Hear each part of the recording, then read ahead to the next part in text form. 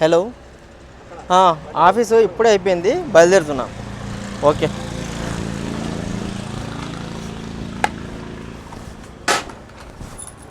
రోజులాగే ఆ రోజు కూడా అతను హెల్మెట్ ధరించలేదు. ఇంటికి త్వరగా చేరుకోవాలనే ఆలోచనలో ఉన్న క్రాంతి రోడ్డుపై ట్రాఫిక్ అంతగా లేకపోవడంతో వేగంగా ప్రయాణిస్తున్నాడు. హైవే మీదుగా వెళ్తుండగా ఒక చోట పోలీస్ చెక్ చేస్తూ కనిపించారు.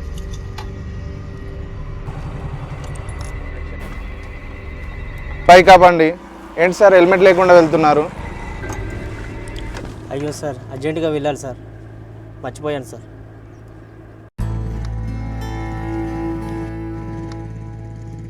ఏం నాయనా, నీ ప్రాణం గురించి నువ్వు అంత నిర్లక్ష్యంగా ఉంటావు ఏంది? సార్ నన్ను క్షమించండి సార్, నా తప్పు ఒప్పుకుంటున్నాను సార్, ఇంకోసారి ఇలా జరగదు సార్. నువ్వు ఆ తప్పు ఒప్పుకోవడం కరెక్టే, కానీ ఆ తప్పు నీ జీవితాన్ని ప్రభావితం చేయకూడదు. ఎప్పుడైనా బైక్పై వెళ్ళేటప్పుడు హెల్మెట్ పెట్టుకోవడం అది కేవలం చట్టం కాదు, అది నీ భద్రత. రోడ్డుపై వెళ్తున్నప్పుడు ఏ క్షణంలో ఏం జరుగుతుందో చెప్పలేం.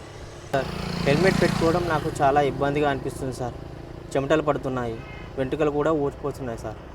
చెమట పట్టే శరీరానికి, పాడైపోయే వెంట్రుకలకు హెల్మెట్ అవసరం లేదు, కానీ నీ కుటుంబాన్ని ఎంత ప్రభావితం చేస్తుందో. ఒక్కసారి యాక్సిడెంట్ అయితే ఆ బాధ నీది కాదు, నీ తల్లిదండ్రులది, నీ భార్య పిల్లలది. నీ చిన్న నిర్లక్ష్యం వల్ల వాళ్ళు పడే బాధకు ఏ ధర కూడా చెల్లించలేం. ఒక్కసారిగా క్రాంతికి అక్కడ సబ్ ఇన్స్పెక్టర్ గారు చెప్పిన మాటలకు అతని తల్లిదండ్రులు, భార్య పిల్లలు గుర్తుకు వచ్చారు. సార్, మీరు చెప్పింది నాకు అర్థమైంది సార్, కానీ నేను కేవలం చట్టం నుండి తప్పించుకోవాలని చూశాను సార్.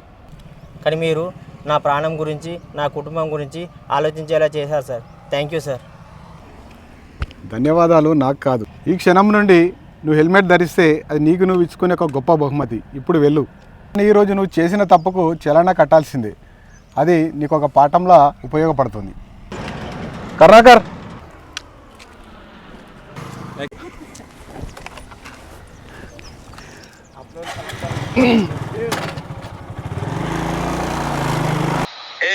ఊకుకే ఎందుకు ఫోన్ చేస్తున్నావు? వస్తున్నా కదా, బండి మీద ఉన్నా.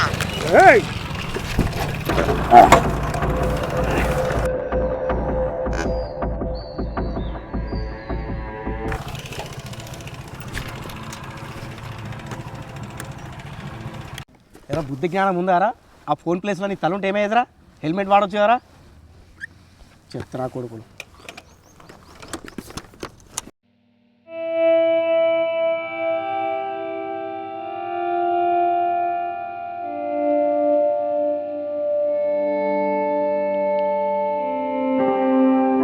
ఒకసారి నీ తల మీద దెబ్బ తగిలితే అది నీ జీవితానికి, నీ కుటుంబాన్ని ఎంత ప్రభావితం చేస్తుందో. నీ తల్లిదండ్రులది, నీ భార్య పిల్లలది. నీ చిన్న నిర్లక్ష్యం వల్ల వాళ్ళు పడే బాధకు ఏ ధర కూడా చెల్లించలేం.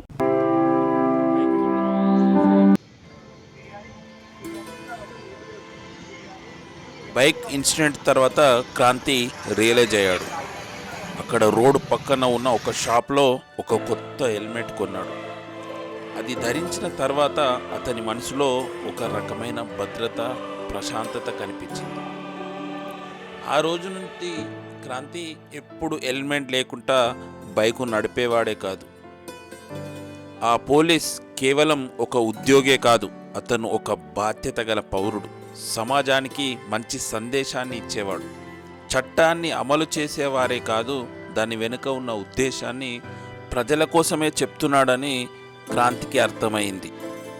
హెల్మెట్ కొనుక్కున్న క్రాంతికి ఇంటికి వెళ్తున్న మార్గమధ్యంలో అక్కడ సబ్ ఇన్స్పెక్టర్ గారు కనిపించారు. అతనికి సల్యూట్ చేస్తూ అక్కడి నుంచి క్రాంతి ఇంటికి బయలుదేరాడు. హాయ్ ఫ్రెండ్స్, ఈ వీడియో చూశారు కదా, మీకు ఎలా అనిపించిందో కింద కామెంట్ చేయండి. ఈ వీడియో షార్ట్ అండ్ స్వీట్గా హెల్మెట్ అవేర్నెస్ గురించి ఈ వీడియోని అయితే తీయడం అయితే జరిగింది. ఈ వీడియో చాలా చిన్నగా ఉంది. యాక్చువల్లీ పెద్దగా ప్లాన్ చేసినాం, కానీ కొన్ని అనివార్య కారణాల వల్ల చిన్నగా చిత్రీకరించడం అయితే జరిగింది. ఫ్రెండ్స్, ఈ వీడియో చూస్తూ హెల్మెట్ అవేర్నెస్ ఈ వీడియో చూస్తూ కనీసం ఒక 10 మంది అయినా హెల్మెట్ ధరించి వాహనాలు నడుపుతారని నేను మనస్ఫూర్తిగా కోరుకుంటున్నాను. ఫ్రెండ్స్, ఇంకోటి ఈ వీడియోకు ఒక 100 లైక్స్ ఎక్స్పెక్ట్ చేస్తున్నాను. మీరు చూసిన ప్రతి ఒక్కరూ లైక్ చేయాలి. లైక్ చేస్తే వేరే వాళ్ళకు కూడా ఈ వీడియో చేరే ఛాన్స్ ఉంటుంది. కాబట్టి నేను ఎక్స్పెక్ట్ చేసేది 100 లైక్స్ ఎక్స్పెక్ట్ చేస్తున్నా ఫ్రెండ్స్. ప్రతి ఒక్కరైతే ఈ వీడియోని లైక్ చేసి మీ ఫ్రెండ్స్కి కానీ మీ ఫ్యామిలీ మెంబర్స్ కానీ షేర్ చేస్తారని నేను మనస్ఫూర్తిగా కోరుకుంటున్నాను. వీడియో చూసిన ప్రతి ఒక్కరైతే లైక్ కొట్టండి. నెక్స్ట్ ఎందుకంటే మాదొక చిన్న ప్రయత్నం ఈ షార్ట్గా స్వీట్గా తీయడం అయితే జరిగింది. ముఖ్యంగా దీంట్లో యాక్టింగ్ చేసిన వారికి special thank you. Tirupati, Karnakar, Kranthi, Swamy ఇలా యాక్టింగ్ చేసిన ప్రతి ఒక్కరికి స్పెషల్ థ్యాంక్ యూ. ఎందుకంటే మాది ఒక చిన్న ప్రయత్నం. మీకు ఎట్లా అనిపించిందో కింద కామెంట్ చేయండి. షార్ట్ అండ్ స్వీట్గా హెల్మెట్ ధరించి వాహనాలు నడపాలి అని మీకు తెలియజేయాలని ఒక చిన్న కథనంతో మీ ముందుకైతే రావడం జరిగింది. ప్రతి ఒక్కరైతే లైక్ చేసి ఎట్లా ఉందో కామెంట్ చేయాలి. మీకు ఈ వీడియో చూస్తుంటే కొద్దిగా సౌండ్ డిస్టర్బెన్స్ అయితే ఉండొచ్చు. ఎందుకంటే రోడ్డు పైన తీసినాం కాబట్టి ఆ వెహికల్ సౌండ్ కొద్దిగా డిస్టర్బెన్స్ ఉండొచ్చు. కానీ ఉద్దేశం మీరు అర్థం చేసుకుంటే చాలా బెటర్ ఉంటుంది. నేను ఎక్స్పెక్ట్ చేసేది ఒక 100 లైక్స్ ఎక్స్పెక్ట్ చేస్తున్నా ఈ వీడియోకు. వెయిట్ అండ్ సీ, చూద్దాం. ఇంకా ముందు మంచి స్టోరీలతో మేము ముందు ఉంటాము. మంచి టీం అయితే నాకు దొరికింది ఫ్రెండ్స్. మీ సపోర్టింగ్ కూడా మాకు కావాలి. ఓకే, ప్లీజ్ సబ్స్క్రైబ్ స్వామి రచ్చ అఫీషియల్ యూట్యూబ్ ఛానల్. బాయ్.